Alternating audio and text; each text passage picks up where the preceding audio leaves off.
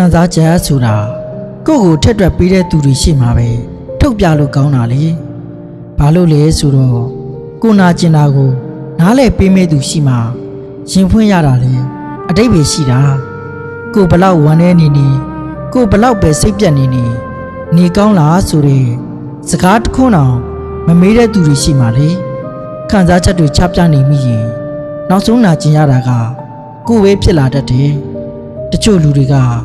ကိုယ့်ရဲ့တိတ်ဆိတ်မှုကိုတော့မသိကြညာဘူးတချို့လူတွေကကိုပြောတဲ့နာကျင်မှုကိုအလေးမထားကြဘူးလေ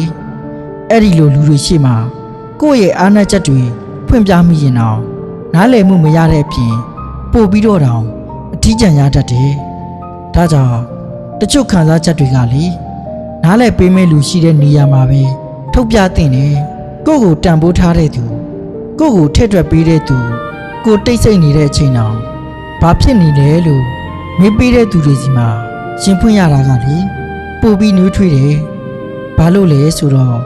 ခံစားချက်တိုင်းကနားလည်မှုရဖို့လိုတယ်ဂူးဆိုင်မှုမရှိတဲ့နေရာမှာတော့နာကျင်မှုကိုထပ်ပြီးတိုးပေးကြုံမှာပဲ